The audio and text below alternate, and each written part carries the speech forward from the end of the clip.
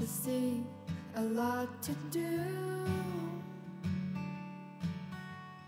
Recently I've realized I like doing it all with you. Bonjour à toutes, bonjour à tous. Un peu plus froid ce matin, j'ai mis les gants, mais en tout cas on est de nouveau dans les bois et on va prendre de la photo ensemble avec encore des couleurs d'automne dans les arbres. Allez, c'est parti pour la vidéo du jour.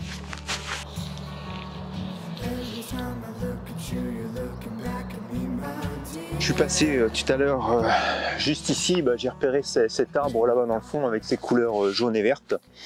Et donc c'est un peu ça la problématique de la photographie en sous-bois, c'est que lorsqu'on se promène, il y a plein de choses qui attirent l'œil, parfois des choses évidentes, parfois des choses un peu moins évidentes, mais ce qui est encore plus difficile, c'est de pouvoir mettre en valeur ces choses-là. Donc là, encore une fois, il faudra les lumières. Je vais pas avoir les lumières, le soleil est en train de passer derrière les nuages, donc il va falloir que je me contente de ce que j'ai. Mais mon idée, c'est vraiment d'aller chercher cet arbre là-bas dans le fond, donc je vais monter de 70-200 mm.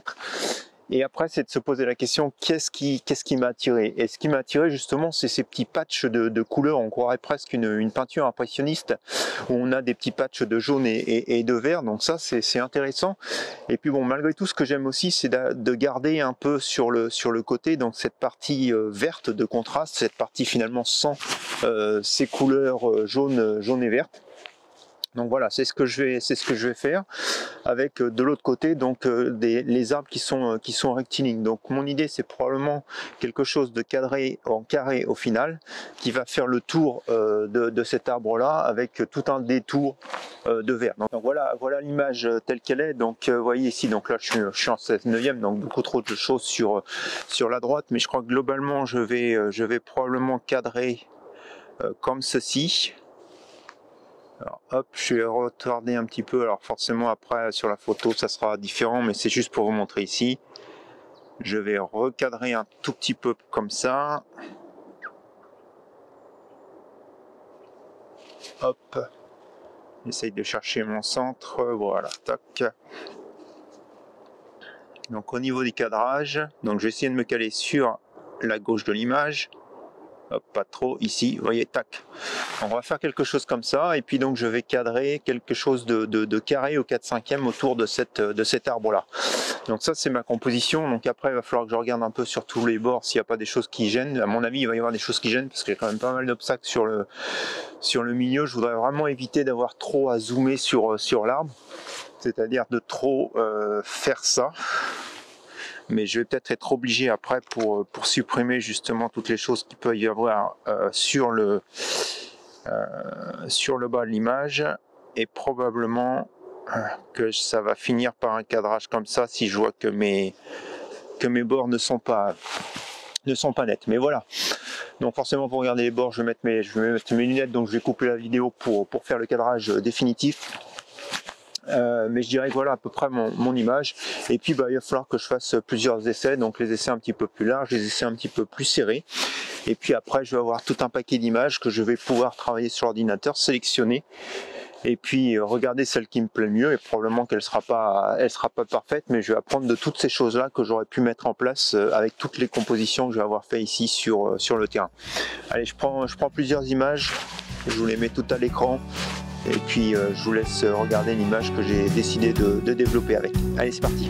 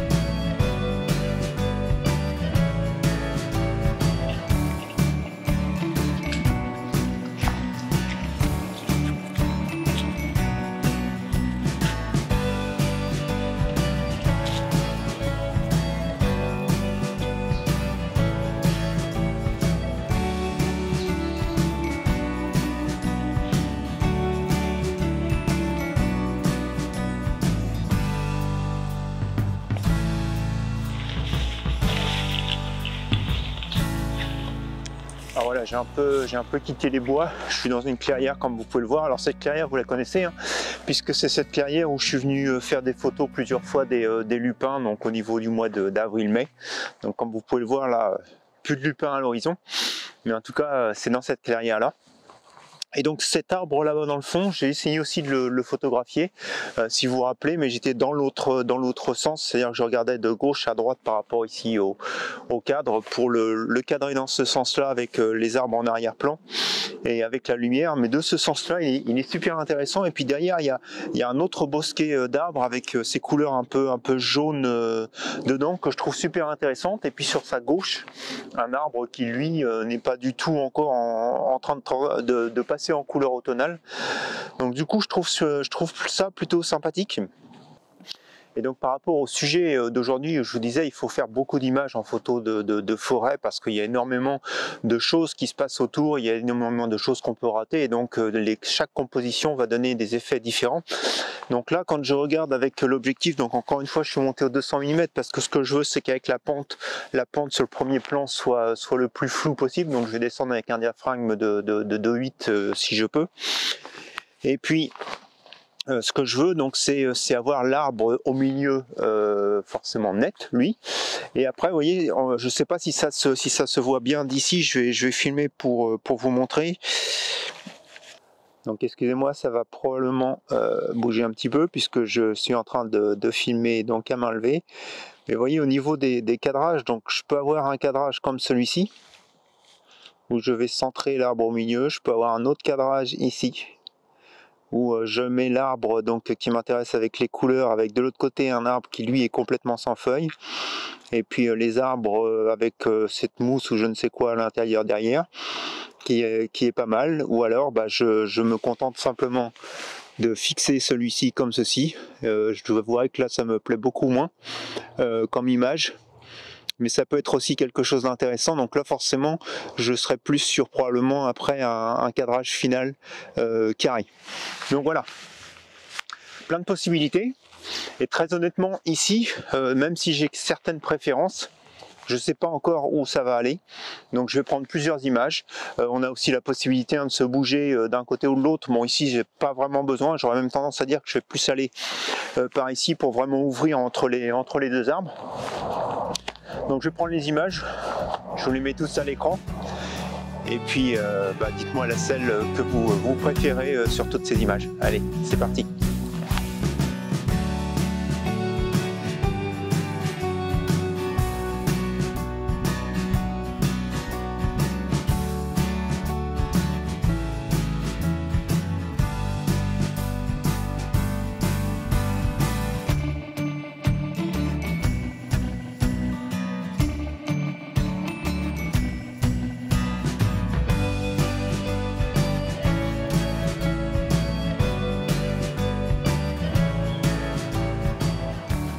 De nouveau dans les bois, donc comme vous pouvez le voir, pas forcément beaucoup de lumière, mais encore une fois on va faire avec. Donc là il y a pas mal de choses dans cette tranchée là qui m'intéresse. Alors il y a toujours quelque chose qui me fascine, c'est cette faculté qu'ont les arbres à pousser sur des endroits qui sont pas forcément faciles pour eux. Donc en face, je sais pas si vous voyez bien, mais il y a ce chêne là qui s'est mis dans la pente, donc qui part avec plusieurs troncs, cette mousse verte au pied, les feuilles dans la mousse verte, et je trouve que c'est intéressant comme photo.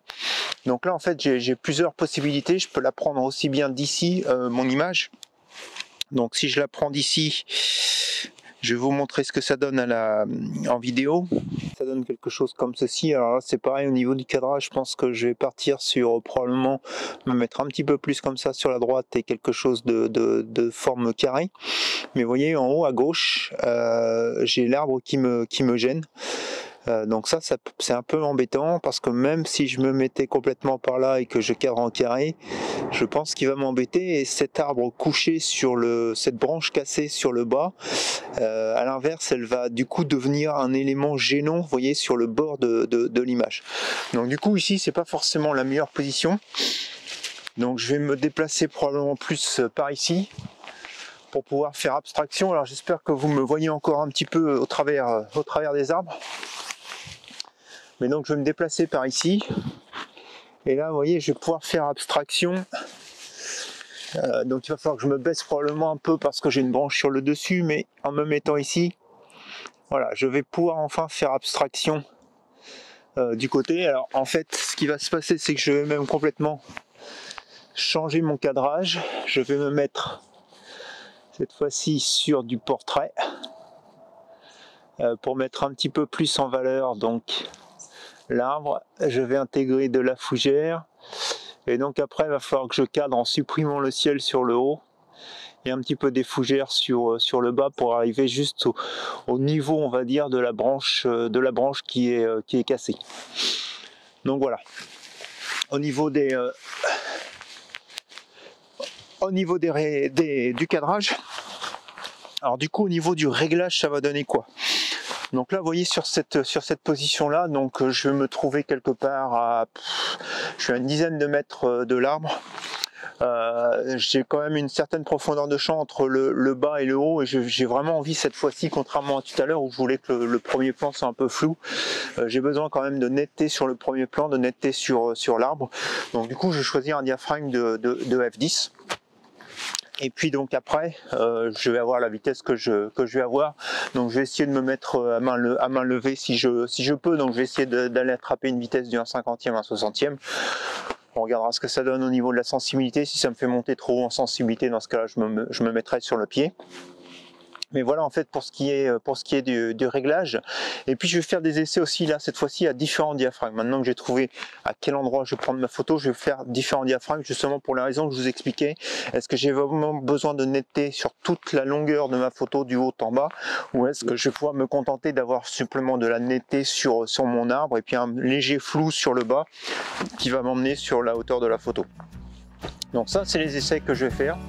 Donc je prends les photos et puis on regarde ça ensemble à l'ordinateur.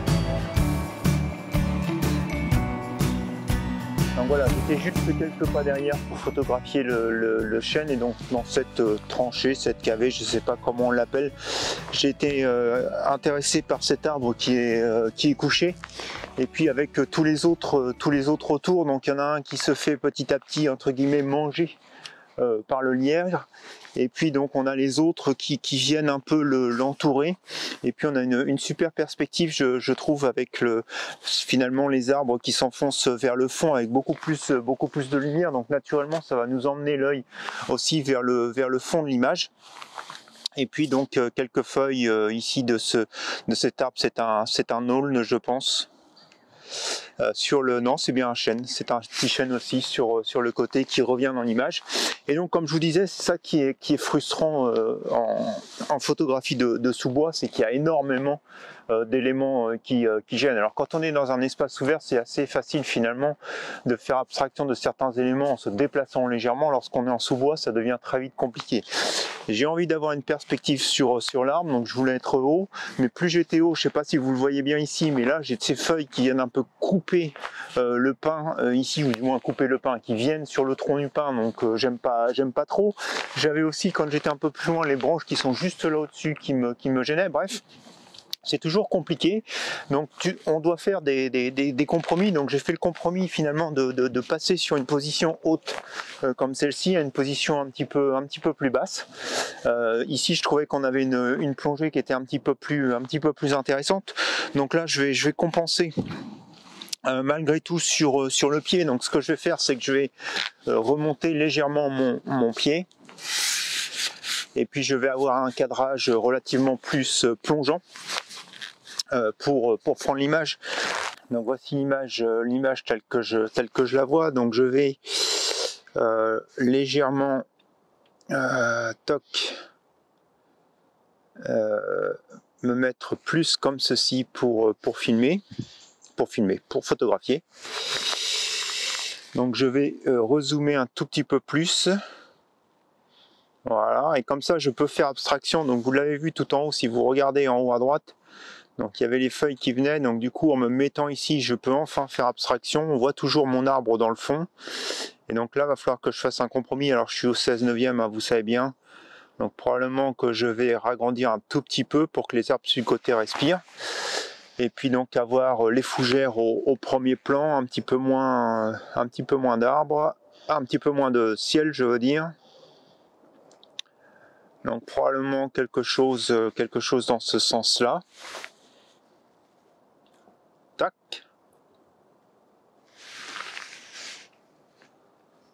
Donc là, vous avez l'image.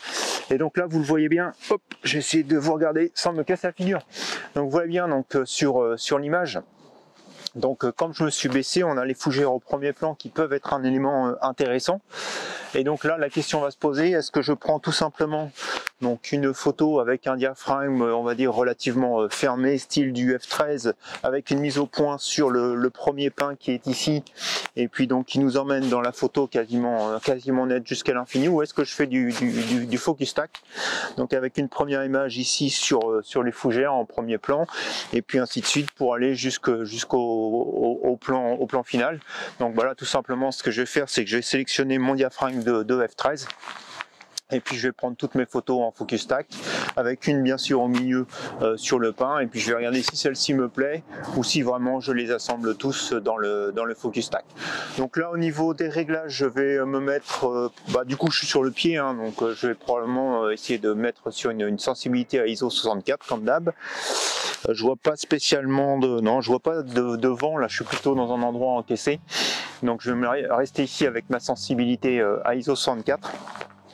Et puis écoutez, on va prendre le focus stack à la vitesse que je vais obtenir. Donc probablement de ce que je peux voir ici, je pense qu'on va être sur des vitesses aux alentours du 1/30e, 1/40e.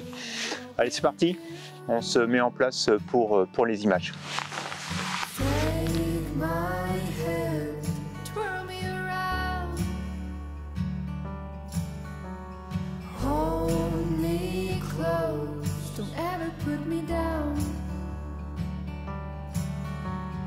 Every time I look at you, you're looking back at me, my dear.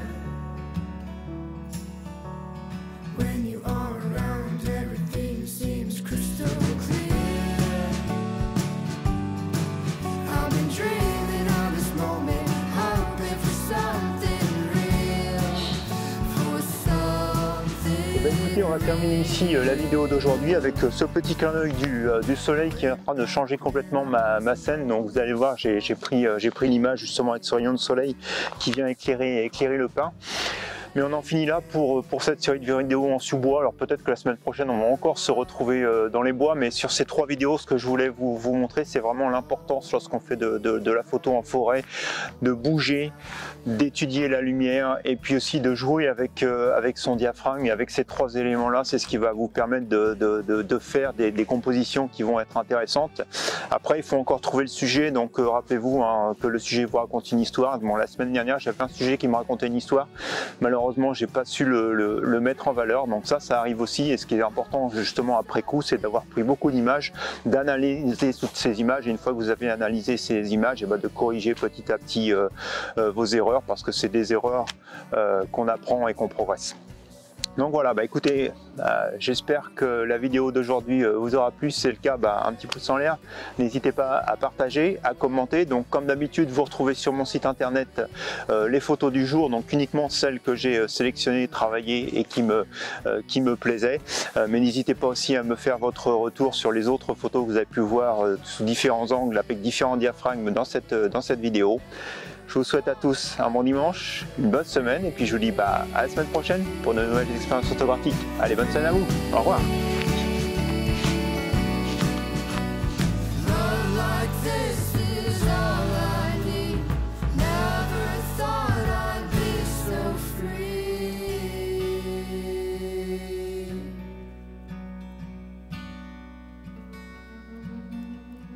Every time I look at you, you're looking back at me, my dear.